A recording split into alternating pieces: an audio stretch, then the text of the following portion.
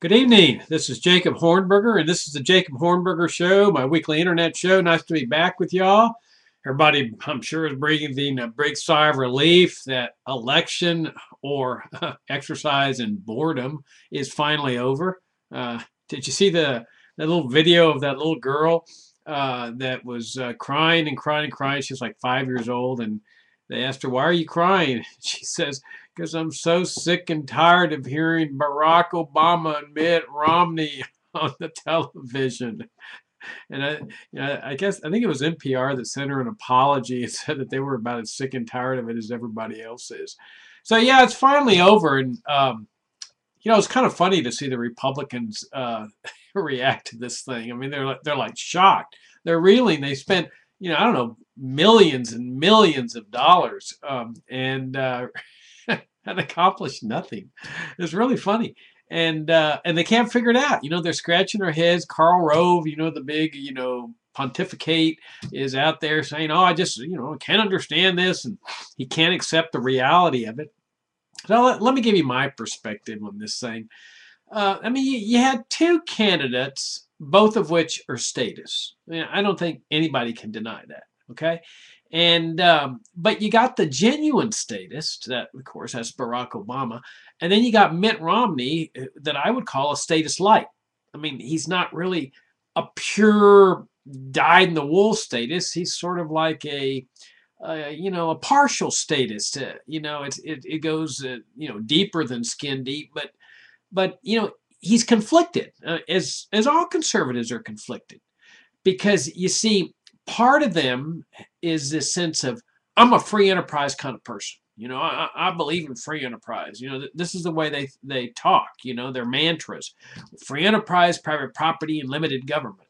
Go to any conservative website, you'll see the mantra. Listen to their speeches. The mantra is always at some point in the speeches, sometimes two or three or four times, free enterprise, private property, limited government. So they've always tried to present this dichotomy, the conflict. And the mainstream press feeds right into this. The Republicans are free enterprise. The Democrats are, well, they don't say socialist because they hate that word. So they say, oh, progressive, excuse me, progressive. And so that, you have this, so-called conflict. Well, it's ridiculous, because the Republicans have the mantras, and they have, they'll go harken back to Ronald Reagan's General Electric speeches and everything. But then Romney's sitting there saying, "I will defend your Social Security to the hilt." Social Security? Now, how do they reconcile Social Security with free enterprise? You see, they can't do it. And that's been their conflict for the last, several decades. This internal conflict. We're free enterprise. We're different from Democrats and liberals, and we're going to defend your Social Security to the hilt. Well, you couldn't find a better example of a socialistic program than Social Security. It originated from the German socialists. It was imported into this country, after 100 and more than a century of rejecting this kind of socialist nonsense. The statists, the American statists, imported it from the German socialists, and grafted it onto our constitutional order without even a constitutional amendment. And they just used it, the emergency. It's a temporary emergency, they said about the Great Depression, and we just have to get some temporary programs in place. Well, and here we are, several decades later with the same the programs they were putting in place to deal with a so-called temporary emergency. But then, I remember seeing a speech that Romney was giving there in Florida, where he and along with Obama were pandering to the elderly votes, and right there on the podium where he was giving the speech, it said something like, "I will defend your Medicare," or something like "Defender of Medicare" thing. It's like, what?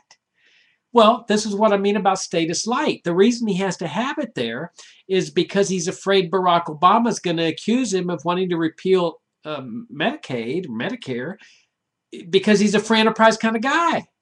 You see, a genuine free enterpriser would say, of course, repeal Medicaid and Medicare. I mean, that's what we libertarians say. We don't make any bones about it. Repeal it. These are socialistic programs. They're the root cause of America's healthcare crisis. They're the reason that healthcare costs have soared through the roof.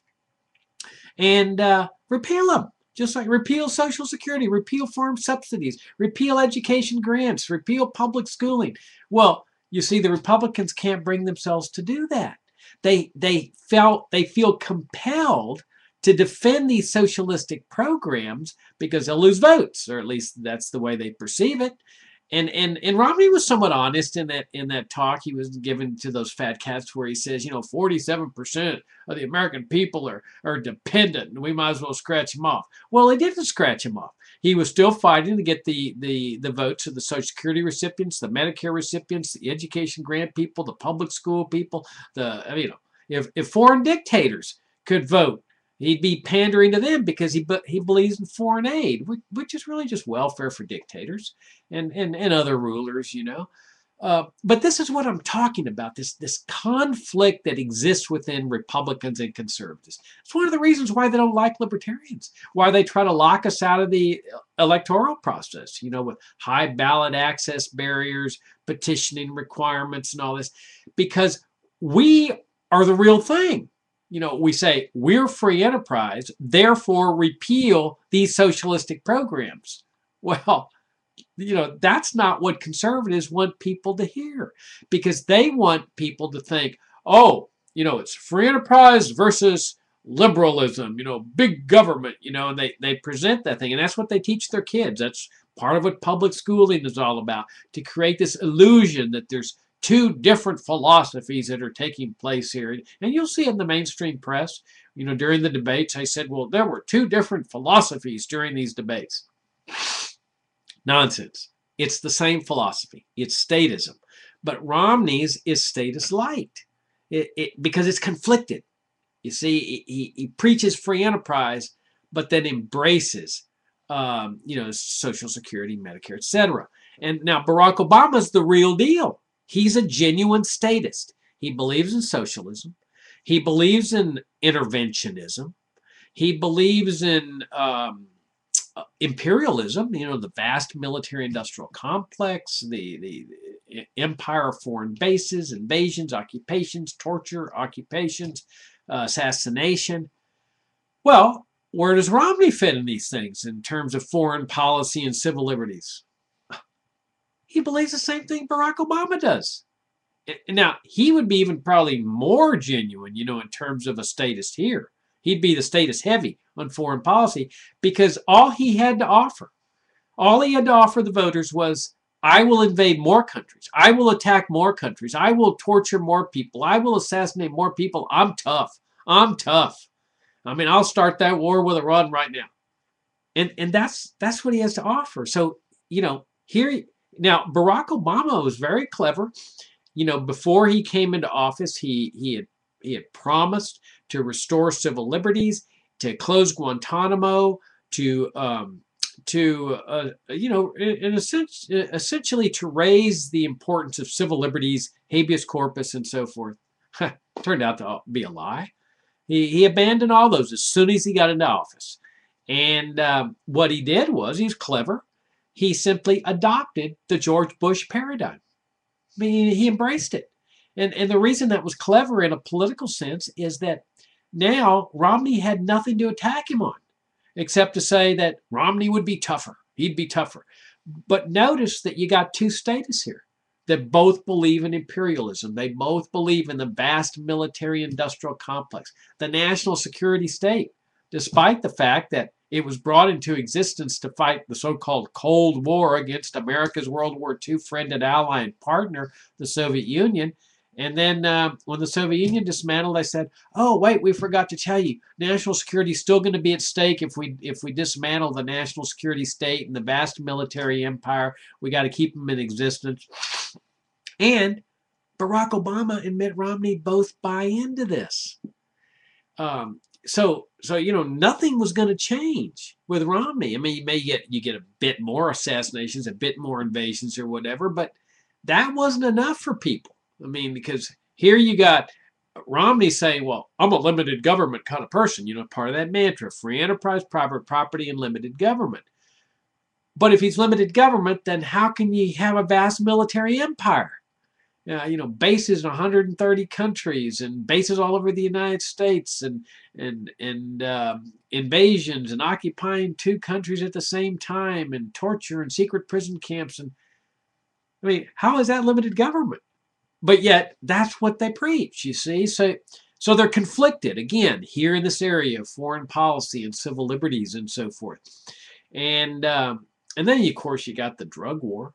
I mean, right? I mean, they both are believers in the drug war. They're interventionists. They're paternalists. And, I mean, they believe in punishing people who commit the dastardly act of ingesting a substance that might be harmful, but, is a decision that they make, the person ingesting it. But they say, well, no, he belongs to society. He's an asset of society. He belongs to the state. He will ingest what we tell him to ingest, and we will punish him if he transgresses. And they both believe in this. And how many years has this drug war been going on? I mean, Richard Nixon, declared war on drugs, I mean, the only saving grace of the drug war is that they haven't treated it like the war on terrorism. Like where they just round people up and claim the authority to lock them away forever as enemy combatants and torture them and execute them and maybe even assassinate them, That could be around the corner because the rationale under the war on terrorism could easily be converted over to the war on drugs. I mean, terrorism is a criminal offense. They converted it into, at their option, whenever they want, enemy combatants. Well, they could do the same thing with a war on drugs. I mean, it's a war, right? War on drugs. So you could turn the drug dealers and drug users into enemy combatants and stuff.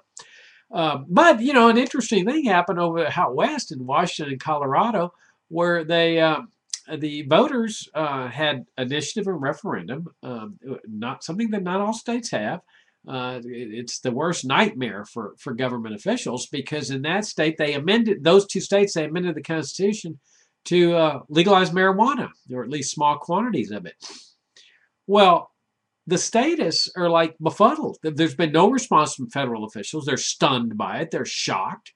Because here is the electorate saying, we don't want to have anything more with your no good, dirty, corrupt, long-lasting war on drugs, at least with respect to small quantities of marijuana. And so now what are the feds going to do? Well, even the state officials are befuddled. They're saying, tell us what to do, tell us what to do. And, it's now going to be a federal offense, to possess small quantities of marijuana. Well, it has been a federal offense, but the feds have always thought, well, the states will incarcerate the people that are ingesting small quantities or possessing small quantities. They'll lock them away for 30 years. We don't need to have overcrowding in our federal prisons. We'll just go after the big dealers and the big suppliers and the cartel people and so forth. Well, now, what do the feds do now? I mean, it's there legalized small quantities in these two states. The feds have to decide whether to look the other way or start arresting and indicting and convicting and incarcerating people for 1 ounce of dope. I mean, it's ridiculous. But what's fascinating about this is that it shows the trend that more and more people are waking up and seeing the horrible destructiveness, the corruption of this war on drugs. It has accomplished nothing, absolutely nothing, except enrich the pockets of government officials and drug dealers. Those are the two big beneficiaries of the drug laws. And that's one of the reasons why they don't want to legalize it. Because they can't say it's been a success. Because if it had been a success, they could say, well, then we should end it. But they don't say that. They say we have to continue it in order to try to get success. Well, if they haven't reached success by now, they ain't going to get it. I mean, you heard people saying, oh, well, if they only crack down. If they only would crack down, that's all that would be necessary. Well, the Mexican government cracked down, okay, and with troops. And it's been a fiasco. 60,000 dead people in the last 6 years. Can you imagine? 60,000 dead people because of the war on drugs. I mean, that's more than the war on terrorism, right? Well, unless you count Iraq and Afghanistan, of course, where the U.S. government has killed lots of people there. Um, but so, there's people making money off this asset forfeiture, bribes, corruption. I mean, it's a fiasco. Did you see where those Texas cops killed some illegal aliens that were hiding in the bed of a truck? Well, the Texas official says, well, we thought the truck had drugs in it. We thought the truck had drugs in it. Well, so they try to shoot the tires out of the trucks. They were supposedly carrying drugs, and they hit a couple of illegal aliens. I think they killed two, injured one in the back that was hiding. They were hiding under blankets or something. Well, they're dead because of the drug war. I mean, it's inane. It's absolutely inane, and thank goodness it's a small step. It's not a great big step. This legalization of marijuana under one else. I mean, really, what we need to do is just legalize it all the drugs, cocaine, heroin, whatever. If somebody wants to go trip out, that's their business. Yep. Can people die from an overdose of cocaine or heroin? Yeah, but you know what? Most of the people that die from overdoses have really not died from overdoses. But that's what the press says in order to maintain the illusion that the drug war should stay, is doing great and stuff. Really, what they died is a corrupt mixture of black market drugs. That's what they died. That's what the press calls an overdose, and what U.S. officials call an overdose. Well, in a pure free market, where people can go, addicts can go to the drugstore and get whatever they need for their addiction. You don't have that problem. You don't have the corruption in the drugs. You have, things that a reputable pharmacy selling the thing. And will there be addicts? Of course there'll be addicts. There's always been addicts. But there'll be also rehabilitation centers where people can go and get help, and they don't have to hide it anymore. They don't have to worry that their friends are going to turn them in and, rat them out, which is what happens today. And so addiction stays underground, stays under the radar screen. People can't talk about it. They can't be open about it, which is really one of the things you need when you're addicted to something. So you've got these two government, people vying to be president, status and status light, both embracing the war on drugs. Now imagine how different things would have been if Ron Paul had been the presidential candidate for the Republicans. For one thing, the presidential race would not have been boring, right? It would have been exciting, because now then you would have had a conflict in philosophy, because, Ron is a libertarian. And so he would have been taking Barack Obama to task for his support of the war on drugs. So you'd had a real debate here, a philosophical debate, where Ron would be saying, well, under what moral authority do you punish people for ingesting substances? And why shouldn't that be their business? And how can you defend this war on drugs when it's been such an abject failure? And then, of course, on foreign policy, there would have been a huge debate over, the war of aggression against Iraq. There were no WMDs. There never were. They knew they weren't. It was all bogus. It's a way to scare the American people into supporting the thing. But no, there was never an investigation into the lies. But isn't it interesting that they decided to stay? If it was really about WMDs, don't you think they would have said, hey, we're sorry. We invaded under wrong pretenses. We've killed a bunch of innocent people here, people whose government had no WMDs. No, that's not what they did. They said, oh, well, now that we're here, we might as well just stay here and bring democracy to Iraq and kill more people and so forth. Well, Ron would have been battling up on that basis. Or the military approach in Afghanistan, that's been another winner, right? We said from the very beginning, this should be treated as a criminal justice problem. Don't send the troops into Afghanistan. You're going to kill lots of innocent people. You're going to generate more terrorism. And sure enough, that's what's happened. I mean, we don't even know how many people they killed, but we know that they killed lots of people with wedding parties and parents and children and sisters and brothers. And it didn't matter. Everything was, Al-Qaeda, Al-Qaeda, Al-Qaeda, And, they were ignoring the fact that Al-Qaeda could go anywhere. They don't need to stay in Afghanistan. If the troops are there, they could move to France, move to anywhere, Yemen, Somalia. And of course, now, Barack Obama expanded the whole paradigm of the war on terrorism, with his assassinations. And we're going to see more of that, kill list assassinations. And You know, this is why we libertarians are so important to this thing, because they're disasters. Republicans are disasters. Okay, you want to know, I think, some of the major reasons they lost? One is their war on immigrants. I mean, you know, Republicans have had this war on immigrants in a large part because of these right-wing think tanks that just spew this anti-immigrant message, and Republicans have embraced that, and now it's interesting because you know they had a perfect opening. Barack Obama is the greatest deporter in history. I mean, he's deported more people than anybody. I mean, this guy is, you know, he's no friend of the immigrants either, but he was clever. He, right before the election, he brings up this Dream Act and says, "Oh, I love immigrants. I want the poor immigrants that've been here illegally since minors, since they were children, that have gone through the school. I want to give them a free pass, and this will shows you how much I love immigrants." Well, you know, what could the Republicans say? Well, what they did was they attacked him on it. They said, "This is horrendous. This is horrible."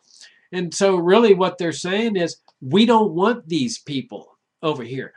If they stand in line, if they go and spend 8 years and fill out all the paperwork, and they've got the nice little education and nice little money, and they're well-to-do, and they're going to come in, they got a good education, then we love them. But that's not what these illegals are. These illegals are poor. They don't dress very well. They don't have education. They hardly speak English. They're just trying to improve their lives. They're trying to better their lives. They come over here, they risk their lives to get over here. They work hard, they send their money back, and all we hear from Republicans and conservatives is, "Oh, they're just coming for welfare. They're just coming for welfare." Oh yeah? Well, how come there's never, ever a bust? I've never heard in my entire life of an immigration raid on a welfare center. None. Why? Because it's bogus. The raids are always on businesses where these illegals are working. And why are they there in businesses? Because they work hard. That's why American employers love to hire them. Now, so you've got this anti-immigrant, you know, fervor among the Republicans. Now things seem to be shifting. It's very interesting. It shows you what chameleons the Republicans are, because they see what's happening. I think the Hispanic vote was like, I don't know, 90% for Barack Obama. And now all of a sudden they're saying, well, yeah, okay, we can compromise on this issue, and we're in favor of comprehensive immigration reform and all this, you know. In other words, pander, pander, pander, no principles at all.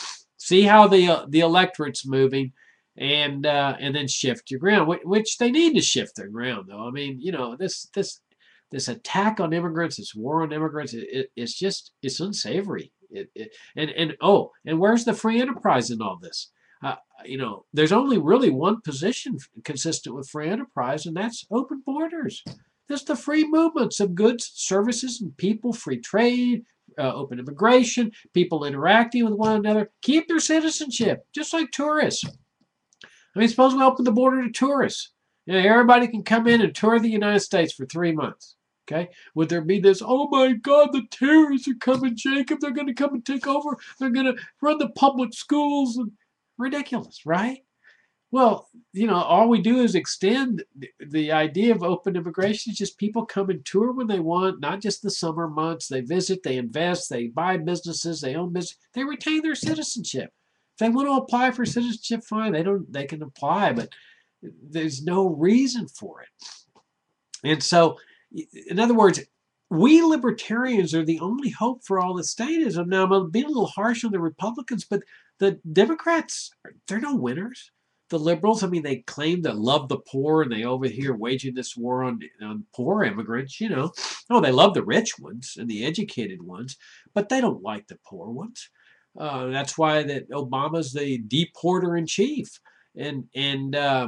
So you know, this nonsense that liberals throw at us libertarians when they say, "Oh, you want to eliminate the welfare state? That shows you hate the poor people." Oh, really? Well, then let's see how much you love the poor people with how you treat these illegal aliens. And liberals just go bananas over that. They walk away because they know they can't defend themselves, because we've exposed their hypocrisy. Their love of the welfare state has nothing to do with love of the poor.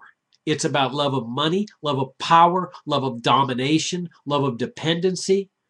That's what it's all about, because that's what the welfare state brings. That's why, that's what Bismarck of Germany learned, that a welfare state is one of the best ways to exercise control over a citizenry.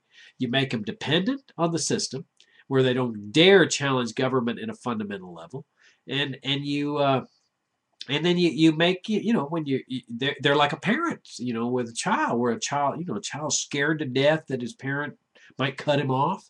And well, that's the same way with people that are on welfare. They get scared to death. This is essentially what Romney was alluding to about the so-called 47%. I don't know if that number's correct, but I guarantee you that he wasn't thinking about the military in there too, because the military is part of this dependency system. So you've got this huge, huge sector of American society that is dependent on the dole. And that's not a good thing. I mean, you see, government spending out the kazoo, and they're calling this a fiscal cliff. That if there's massive reductions in expenditures, oh, we're going over the cliff. Have you ever heard anything so ridiculous in all your life? I mean, oh, we might slip into recession. This shows you what I've been saying for so many years at the Future of Freedom Foundation. That when they say, oh, well, in bad times, no, this would be the worst time to lay off government employees and people on the dole and so forth. Wait till times turn good.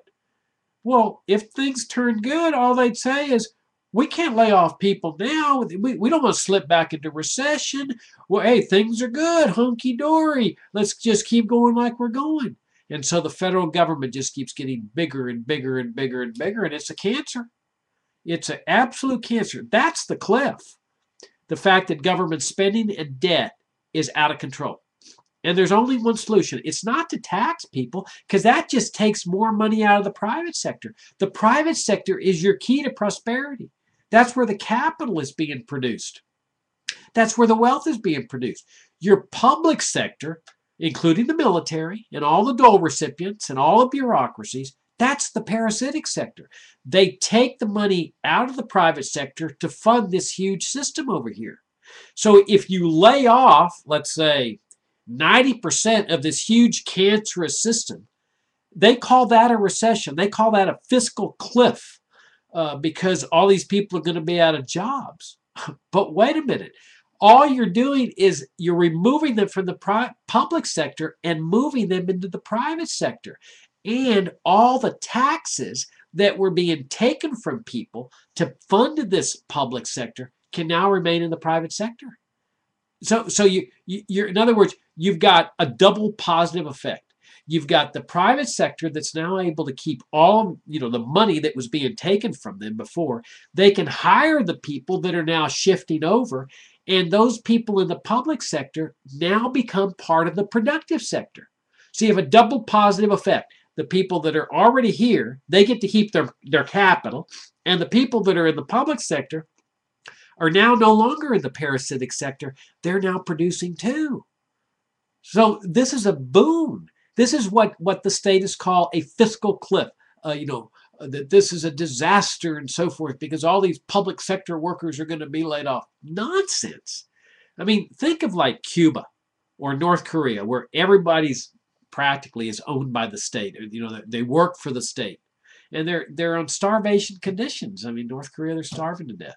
Now, we libertarians would say, hey, lay off everybody, put them in the private sector, leave them free to engage in economic enterprise, no licensing, permits, and all that. Just open up their businesses and start producing whatever they want to produce, and let them keep what they earn. The statists over here in America would say, oh, that would be terrible, because there would be a recession, there'd be unemployment. We libertarians are sitting here just shaking our heads saying, this is the key to prosperity. I mean, look at China. Since they started, opening up the private sector, it's clearly still a socialist economic system, but they've released all this energy in the private sector. That's the key to why they're so prosperous now. Imagine what would happen if they, dismantle the entire state bureaucracy and privatized everything. I mean, you'd have a true world powerhouse.